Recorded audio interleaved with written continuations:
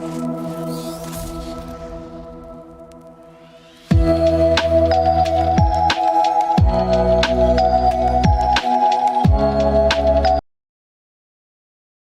doctor-patient ratio of 1:1,655 in India as against the WHO norm or standards, which we can, of 1:1,000, clearly shows the deficit of more and more trained healthcare professionals. The shortage of these skilled professionals is a major contributor to the ailing healthcare systems in India.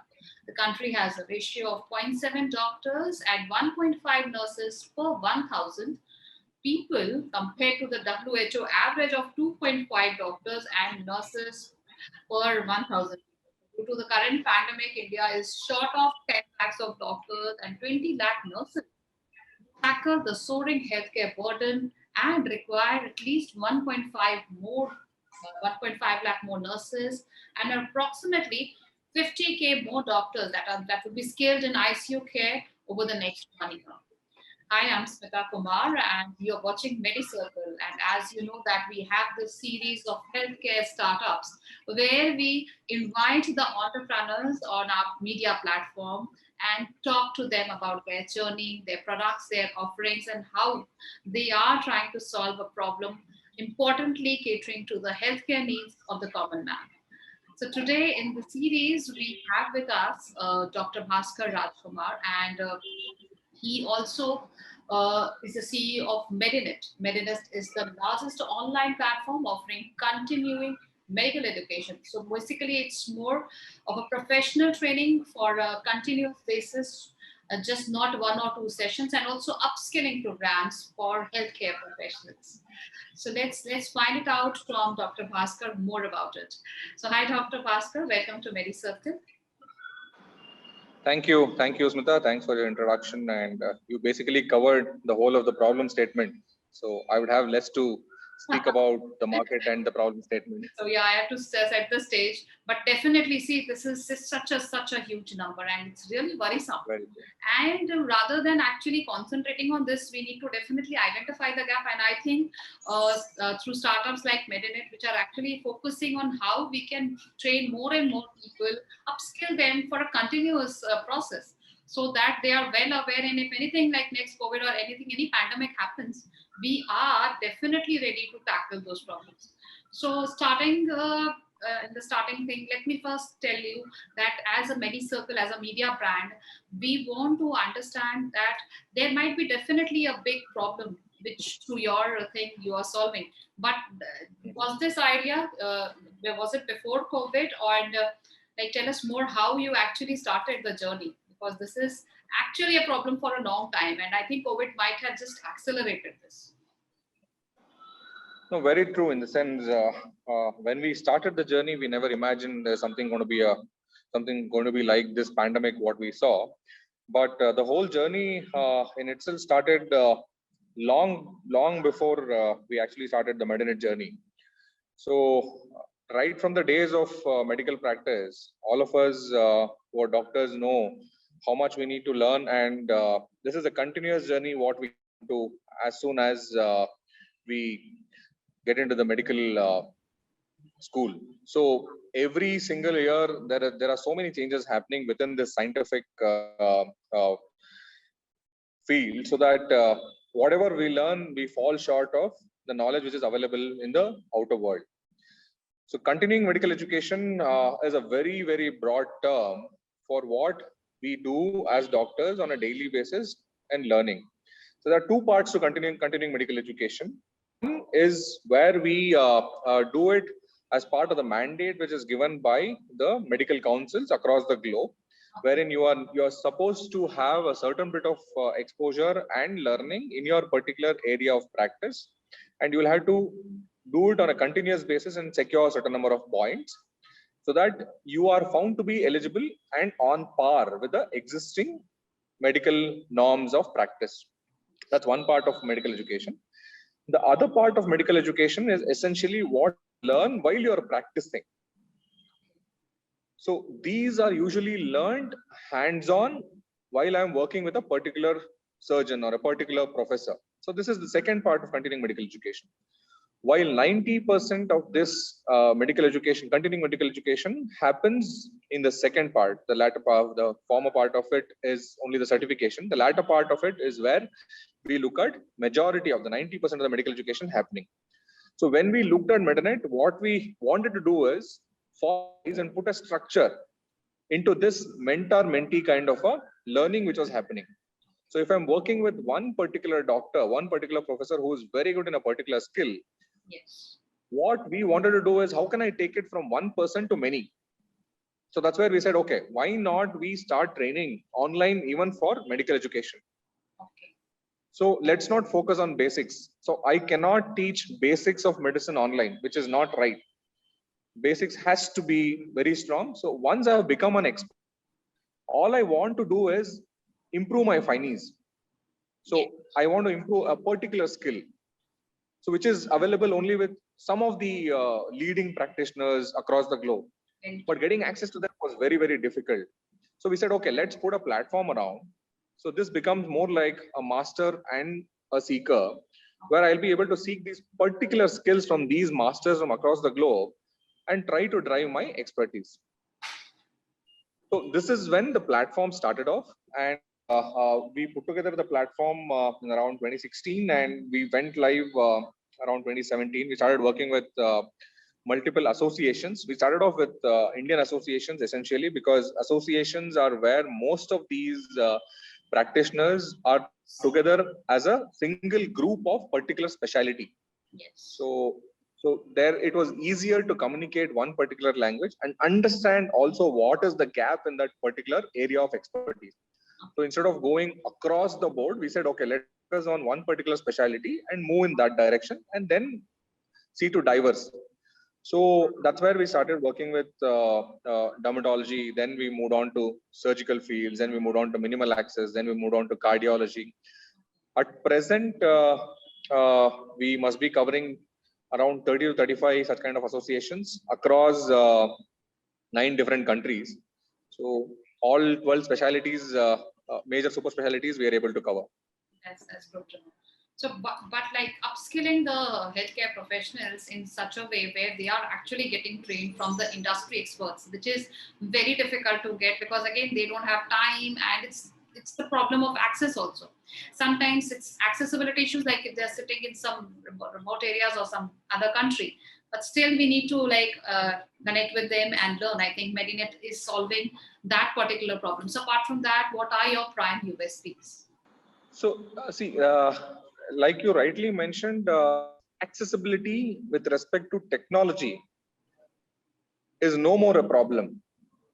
Definitely. So thanks to the digital world, which is taken along the digital transformation, even to the smallest town, speaking only about India, even to the smallest town in India is today doing UPI transactions, which essentially means there is enough internet bandwidth to drive a money transaction. That is good enough internet bandwidth to run an educational program online also. You don't need so much of a internet bandwidth. All you need is 2 MB to 5 MB internet bandwidth that is available anywhere. Yes. So that helped. So second thing is with something like COVID coming in, even just before prior to COVID also, especially the super specialists, they did not have time and resources to travel across the world to seek every single expertise until and unless like an essential for their practice enhancement. If there is a small skill what I want to learn, so would I be willing to spend like 17 hours one way in the flight, go to the US, spend 2-3 days there and come back, which is like I'm missing my whole week of practice. Yes. And a week of jet lag. So instead of that, so they were okay to take a part of that online and see, okay, if it is helping or not. Then if it is required, they can take the second step to go actually there and learn. So which is how most of our programs today are structured also. But here While I'm most going of to it, what interrupt can you. be? most of the times we feel the doctors would not be opting for any online things, because I also run an HIS company, and when we come to modules like EMR and all, we always find that there is not that kind of openness for all such kind of things. So how difficult or easy it was to go to the next phase, like learning things online and upskilling online. But because definitely it's going to solve save a lot of time and efforts at the same time. But was it difficult? What was like the initial response of these healthcare practitioners? See, couple of things is one, like you rightly mentioned, when we started, we thought there might be a pushback from the medical fraternity, but for our surprise, there was no pushback. Oh wow! Doctors actually welcomed it and said, "You're helping us with respect to saving our time." Definitely. So everybody wanted one thing is, can do it in such a way where I actually want some kind of a hands-on experience. Let it be offline. I cannot teach somebody how to suture a wound online. Maybe I can, but I don't know if you're actually learning it or not. Yes. That is not something you can teach online.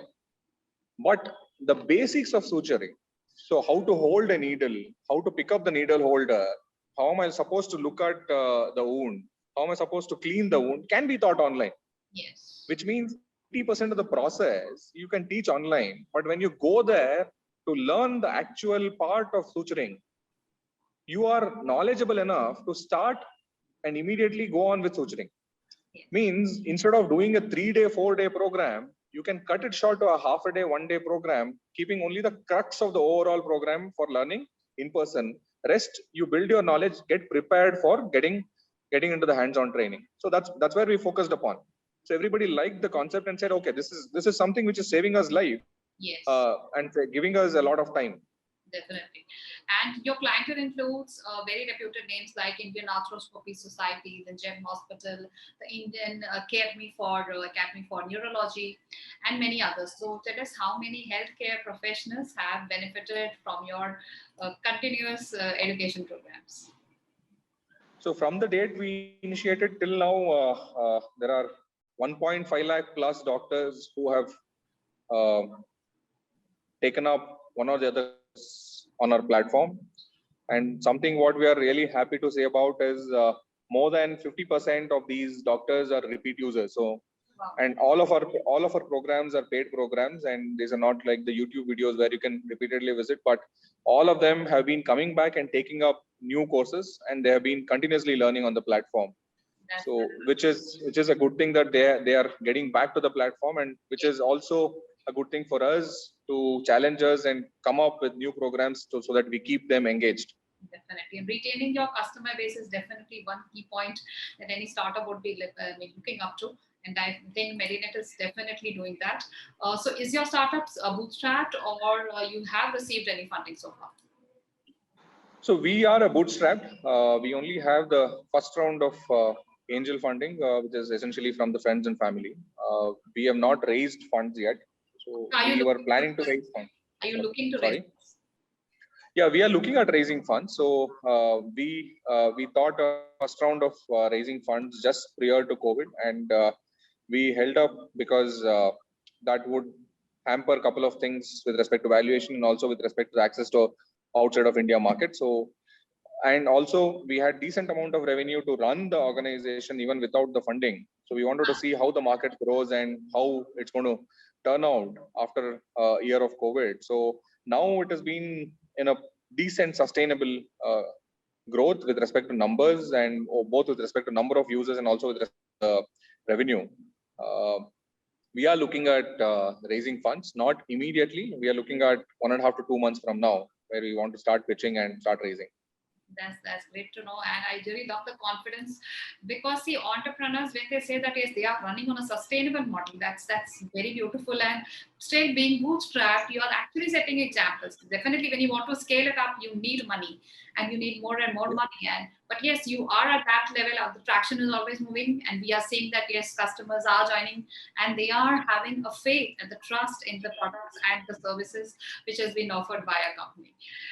Moving on to my next question. So, what were your revenues in the last year, financial year, that was 2022, and what you are planning to close at this FY 2020? So we were at around 1.5 to 1.7 CR in the year of COVID.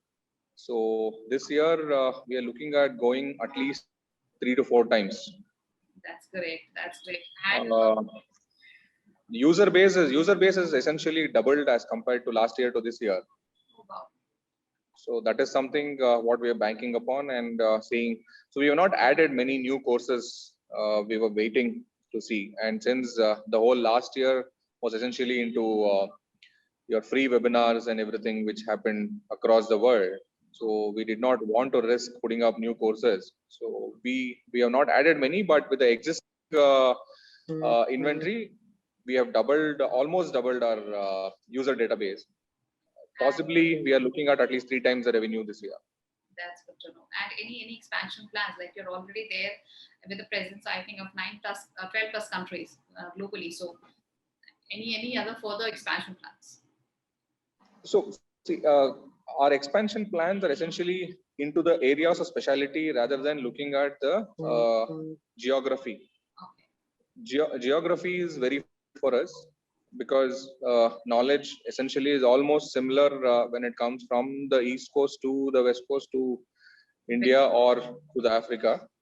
So what we are looking at is essentially specialties you are actually already having the courses or the modules you are offering. So are you touching, all the major specialties? Yes. So all the major 12 specialties we have touched upon. Okay. So now we are focusing more on the subspecialties or the super specialties. So we are doing a lot of work in a surgical field. So like we are doing a lot of work in minimal access surgery. We want to go much deeper into like neurosurgery or microcardiac surgeries and those kind of specific surgical areas. Similarly, in many other fields, for example, we have done a lot of work in dementia. We have done a lot of work in Alzheimer's. And we want to go a little more deeper there and see what better can be done. I mean, any suggestions or any learnings, experiences which you would like to share to all the viewers who are watching the startup video today at Medicine? So one major thing, what we have learned, especially after getting into a startup, is we get in with a lot of confidence. But you get into a moment where your confidence will be tempered and your confidence will go down because none of us know how the field outside is. What we have is hope and confidence. What I want to tell everybody who is planning to start up or running the startup journey and having a rough patch is stick on. Just don't lose hope.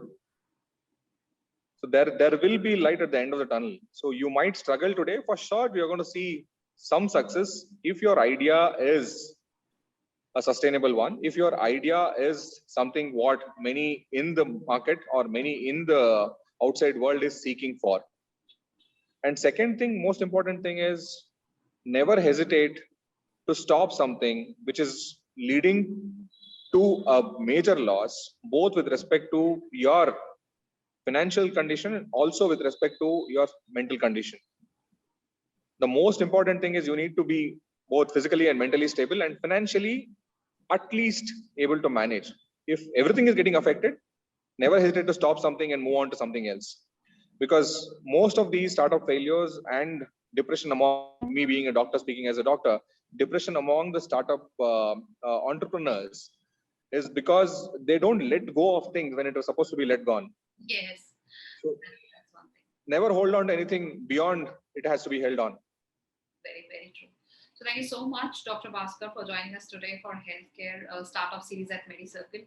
This was really some very cool words and straight from the heart from Dr. Bhaskar. Definitely, we need to depend and have faith on us and have that perseverance and the resilience to like definitely we'll be hoping to achieve our dreams someday. But yes, definitely if the things are not working in your favor, you are seeing continuous things which is not favoring the startup or it's not actually directly solving the issues. Let it go and definitely take back and just see what is actually happening and take a call because that's very very very important. Talk to people, talk to experts and take suggestions that whether we are going or heading on the right. I think second problem is definitely Dr. Bhaskar is taking help and taking advices. So like there's a common Indian mentality setup that we generally overthink and we definitely trust a lot on us.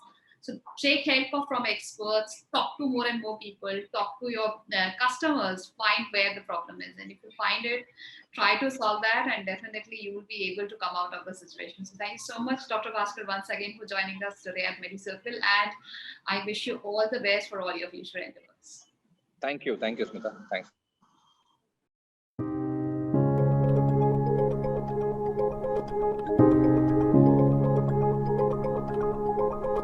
Thank you.